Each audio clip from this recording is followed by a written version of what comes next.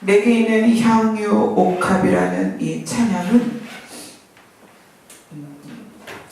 20년 전에 보증 저희가 잘못 써서 집 다 날리고 이제 지하로 이사 갈 날을 얼마 안 남겨두고, 그때 저는 이제 완전히 안면마비에 장골염에 찬미는 어렸고, 그때 낮에 피아노를 치면서 하염없이 불렀던 찬양이 이거예요.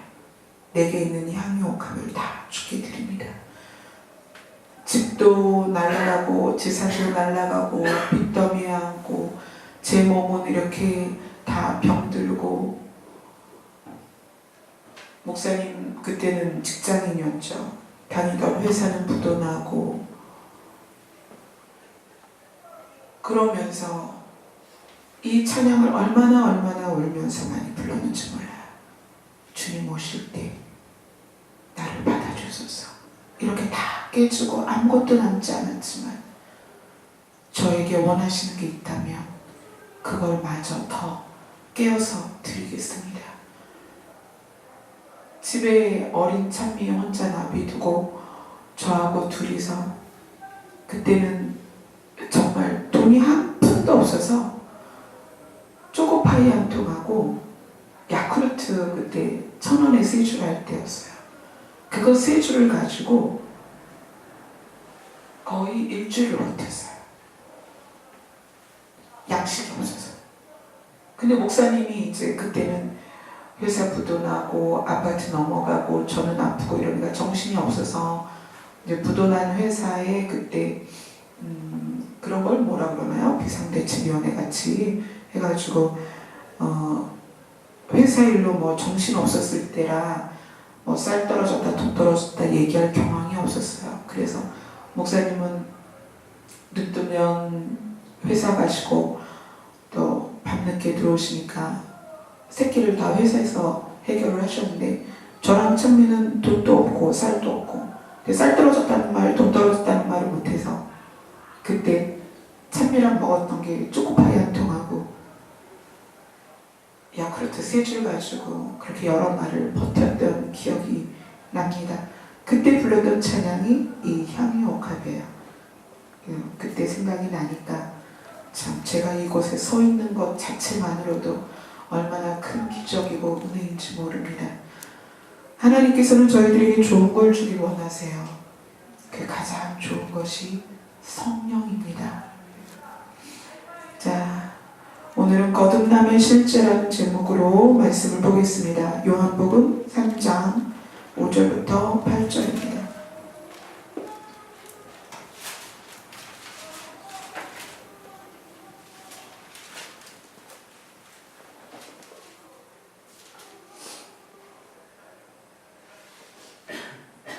같이 읽겠습니다. 시작. 예수께서 대답하시되 진실로 진실로 내게 이르노니 사람이 물과 성령으로 낳지 아니하면 하나님의 나라에 들어갈 수 없느니라. 육으로 난 것은 육이요 영으로 난 것은 영이니 내가 내게 거듭나야 하겠다 하는 말을 놀랍게 여기지 말라. 바람이 임의로 불매 내가 그 소리를 들어도 어디서 와서 어디로 가는지 알지 못하나니 성령으로 난 사람도 그러하니라. 아멘. 하나님께서는 우리에게 늘 가장 좋은 걸 주시기를 원하십니다. 우리가 연단의 강을 건너고 시련의 바람을 맞고 어려운 폭풍을 맞는다 할지라도 그것 자체가 우리에게 주어지는 목적이 있습니다.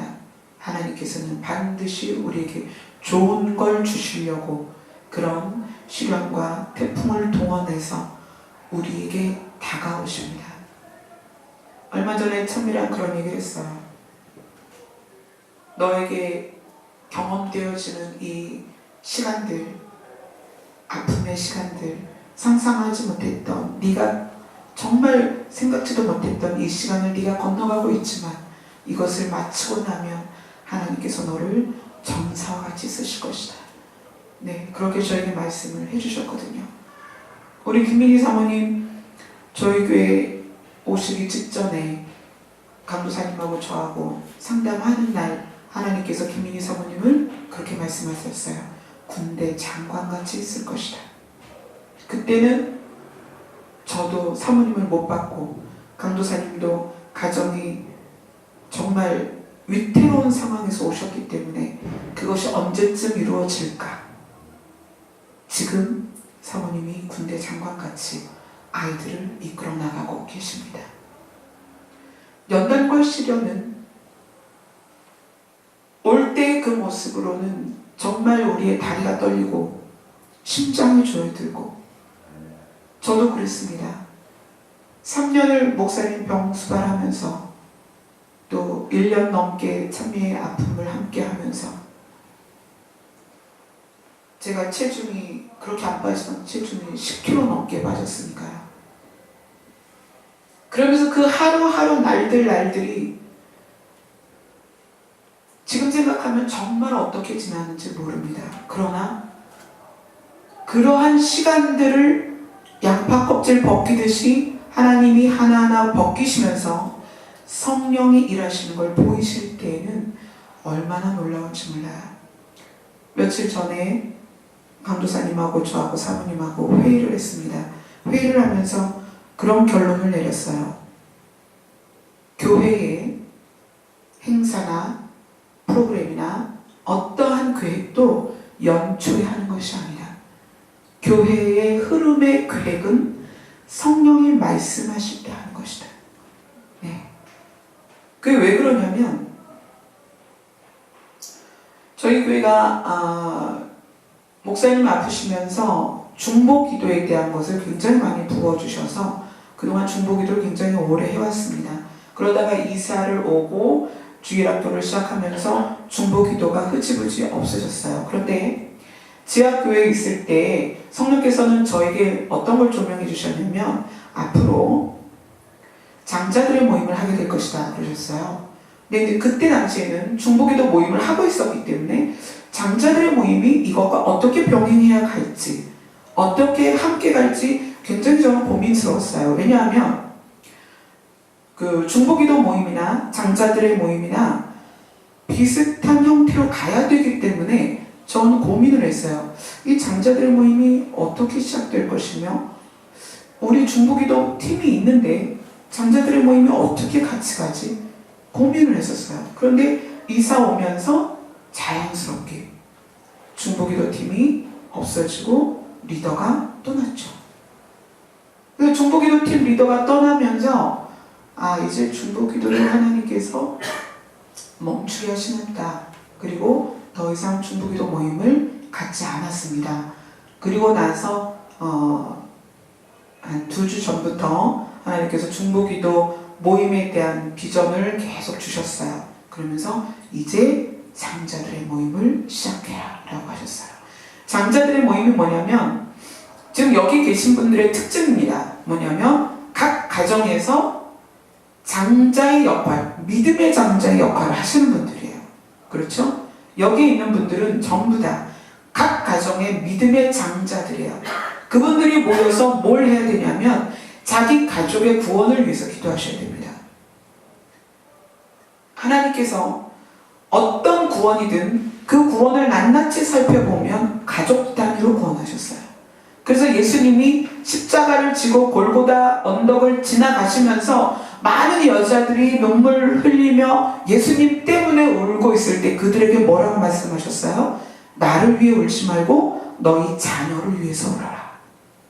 너희 가족을 위해서 울으라는 거예요. 이 마지막 때에 정말 우리가 정신 차릴 수 없는 너무나 많은 질병, 전염병, 또 테러, 전쟁, 기상이변, 지금 캐나다 같은 경우는 서울 2배 크기만한 지역이 지금 불타서 없어지고 있어요. 수만 명이 이재민이 됐고요. 집 만 몇천 채가 다 홀랑 타버렸어요. 지금도 불이 타고 있어요. 그게 인공위성에서 보일 정도로 캐나다에 큰 불이 나 있습니다. 지금 각국이 알 수 없는 질병으로 시달리고 자연이 죽어가고 있습니다. 이러할 때 하나님께서는 지금 우리에게 요구하시는 게 있어요. 너의 믿음만을 위한 것이 아니라 너의 가족을 위해서 울어라. 너희 형제들을 위해서 울어라. 너희 자녀들을 위해서 울어라. 너희 친족들을 위해서 울어라. 그러는 거예요. 그래서 그 장자들의 모임에 대한 비전을 주실 때 믿음의 장자들을 보내겠다. 그 가정의 자녀들 또 부모 형제들이 믿지 않아서 애통해하는 그런 장자들이 모여서 기도를 하게 될 것이다. 그래서 이름을 장자들의 모임이다 라고 말씀을 하셨어요. 그래서 이제 다음 주 토요일부터 이제 내일은 어린이들이 모여서 주일학교 달란트 잔치를 하고 그리고 그 다음 토요일부터는 장자들의 모임을 하게 될 것입니다. 이런 것들도 뭐 교회 식사 문제니 뭐니 이런 것들을 이제 사역자회의를 하면서 얼마나 적시에 가장 적당한 때 하나님께서 어떤 것들을 하게 하시고 시행하게 하시는지 정말 신기해요. 그래서 저도 사모님이랑 강도사님이랑 대화를 하면서 야 정말 신기하다.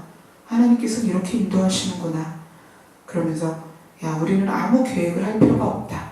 성령께서 인도하시는 대로 성령께서 말씀하시면 그것이 이스라엘 백성이 애굽에서 가나안을 갈 때에 그렇게 갔죠. 모세가 출발 나를 따르라 그렇게 하지 않았습니다. 어떻게 했어요? 구름기둥과 불기둥이 움직이며 물건을 챙겨서 이스라엘 백성이 떠났습니다. 그리고 어느 곳에서 구름기둥과 불기둥이 멈추며 그때 백성들이 그곳에 텐트를 쳤습니다. 그게 이스라엘 그 백성이 애굽에서 가나안까지 갔던 방법이에요. 모세가 나를 따라라 뭐 혹은 여기서 멈춰라 여기서 진을 치자 이렇게 하지 않았습니다. 정말 바라기는 이 땅에 있는 모든 교회가 그렇게 성령의 인도 성령의 계획 안에 진행되어져 갔으면 참 좋겠다는 생각이 듭니다. 자, 오늘 본문에 거듭나야 된다라고 예수님이 말씀하셨습니다. 그러면서 비유로 바람에 대해서 말씀을 하십니다. 여러분 바람은 시작이 어디고 끝이 어딘지 우리 눈으로 알 수가 없습니다. 그러나 나무가 흔들리거나 태극기가 흔들리거나 내 머리카락이 휘날리거나 내 옷깃이 펄럭거릴 때 바람이 부는구나 라는 걸 알 수 있습니다. 성령에 의하여 거듭난 사람은 그 얼굴에 뭐 도장이 찍혀 있다든지 또 얘는 누구다라고 뭐가 난다든지 이런 표시가 없어요. 성령의 사람은 그냥 봤을 때 전혀 표시가 없어요. 그러나 바람이 불었을 때에 나타나는 현상으로 바람이 부는 걸 아는 것처럼 성령의 사람은 삶에서 그 증거가 나타납니다. 삶에서. 첫 번째는 인생의 목표가 달라져요. 성령으로 거듭나기 전에는 나의 즐거움을 위해서 삽니다. 나의 목표. 내가 돈을 버는 것이 즐거우면 돈을 버는 것으로, 내가 어떤 학위를 쌓는 것이 즐거우면 학위를 쌓는 것으로, 내가 어떤 지위를 획득하는 것. 정치하는 사람들은 그거잖아요. 그 자리를 차지하고 싶은 것. 인생을 모두 거기에 바칩니다. 자기가 즐거워하는 것. 어떤 사람이 러시아 청년이 러시아를 1년 몇 개월 만에 걸어서 횡단을 했다고 하는데 그 사람은 목표가 이 세계를 다 걸어서 횡단하는 거야. 그거죠. 자기의 즐거움이 그거예요. 걸어서 전 세계를 다니는 거. 그냥 백팩 하나 메고 걸어 다니는 게 그 사람의 즐거움이에요. 여러분의 즐거움은 뭔가요? 지금 현재, 오늘 무엇 때문에 즐거웠나요? 성령으로 거듭났다는 것은 내 인생의 목표가 달라진다는 얘기예요. 내가 그동안 어떻게 살아왔든지 간에, 그동안 내가 무엇을 향해 달려왔든지 간에 상관없어요. 성령으로 거듭나면 그 순간부터 인생의 목표가 달라집니다. 어떻게 달라지냐면 내가 어떻게 하나님을 기쁘시게 할까? 나의 만족이 아니라 하나님의 만족을 위해서 산다는 거예요. 내가 무엇을 계획하고 추구하고 이것이 아니라 하나님 무엇을 원하십니까? 나에게 무엇을 원하십니까? 내가 무엇을 하면 하나님께서 기뻐하실까요?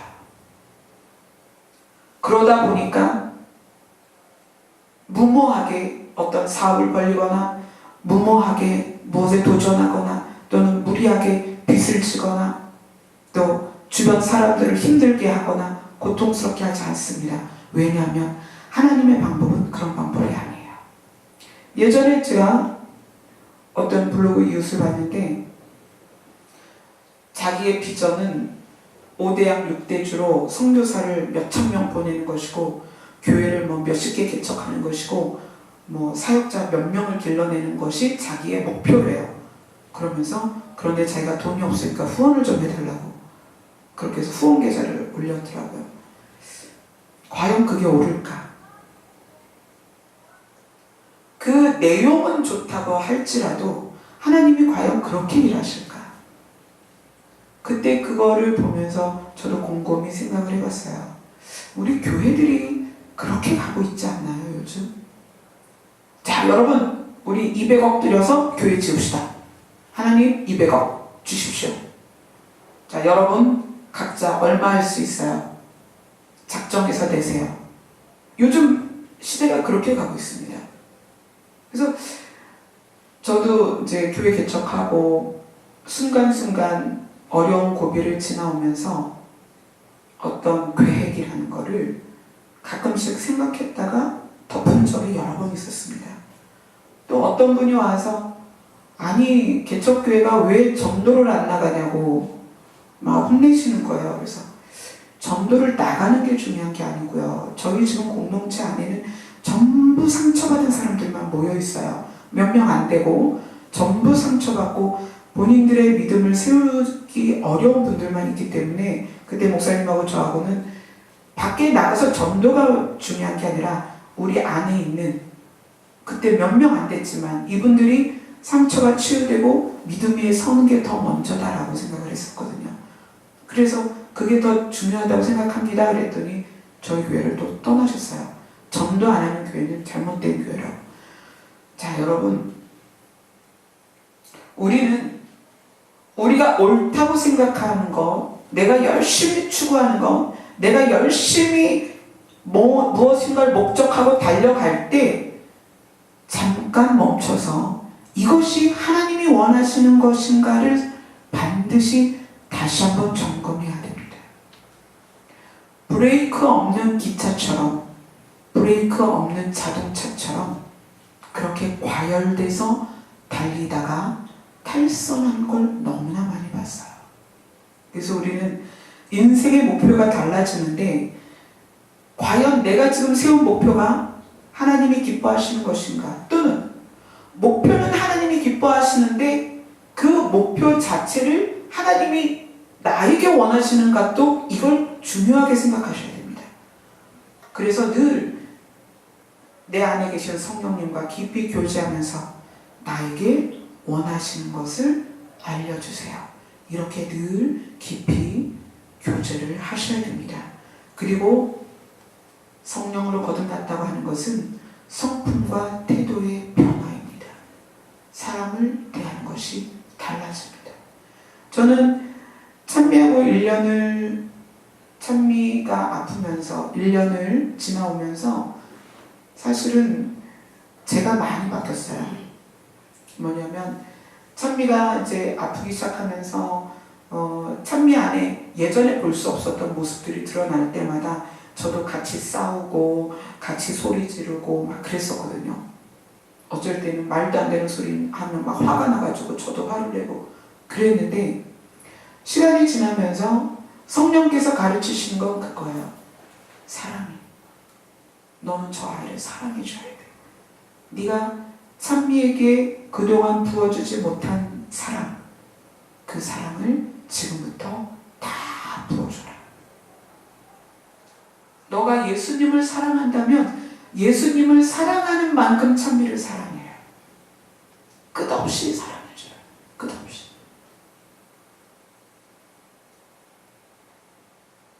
비로소 저는 조건 없는 사랑에 대해서 알아가기 시작했어요. 나에게 유익이 있기 때문에 상대를 사랑하는 것이 우리의 사랑이에요. 그렇지 않아요? 잘해주는 남편이니까 사랑하지. 그 남편이 맨날 구박하면 사랑이 안 되죠. 그죠? 나에게 잘해주는 부모니까 사랑하지. 그 부모가 맨날 때리고 학대하면 그 부모 사랑하겠어요? 그래도 말 잘 듣는 자식이니까 사랑하지. 그 자식이 맨날 부모 돈 뜯어가고 부모한테 욕하고 부모 때리면 그 자식을 사랑할 수 있겠어요? 그런데 거듭났다는 것은 조건 없이 사랑하라는 거예요. 왜냐하면 우리가 아무 조건 없이 거듭났기 때문이에요. 내 자신이 거듭나도록 한 게 없다는 거예요. 예수님이 값을 치르셨고 예수님이 피를 흘리셨고 예수님이 십자가에 달리셨기 때문에 우리가 거듭나는 것이, 우리가 돈을 많이 헌금하고 교회에서 헌신하고 봉사하고 누구를 도와서 우리가 거듭나느냐? 아니요. 돈으로도 살 수 없는 것이 거듭남입니다. 내가 희생하고 봉사해서 얻을 수 있는 것이 아니란 얘기예요. 정말 우리는 아무것도 치르지 않고 값 없이 거듭남을 받았다는 거예요. 그래서 조건 없는 사랑을 하라는 거예요. 그 상대가 어떠하든지 그게 거듭남이에요. 말 안 듣는 자식이든 나를 괴롭히는 부모든 돈 안 벌어오는 남편이든 살림 안 하는 아내든 그 누구든 상관없이 조건 없이 사랑하라는 거예요. 그것이 거듭난 자의 모습입니다. 거듭나게 되면 죄에 대한 자세가 달라집니다. 예전에는 안 들키면 된다고 생각했던 것들이 이제는 스스로 하지 않게 돼요. 거듭나게 되면 몰래 숨어서 했던 것조차도 그것이 얼마나 부끄러운지 알게 돼요. 그래서 빛으로 나아간다는 것은 어둠이 사라진다는 거예요. 내가 열심히 노력해서 억눌러서 그 술, 담배라든가 야동이라든가 어떤 게임 중독이라든가 마약이라든가 노름이라든가 이런 것들을 억눌러서 자제하면서 신앙생활하는 게 아니라 빛으로 나아갔더니 어둠이 자연히 떠나가는 거예요. 그게 거듭남이에요.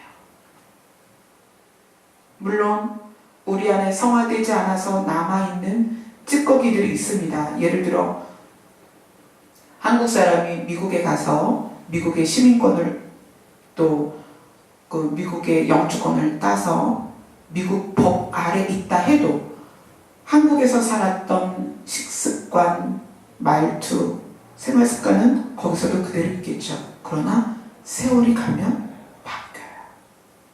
바뀝니다. 식성도 바뀌고.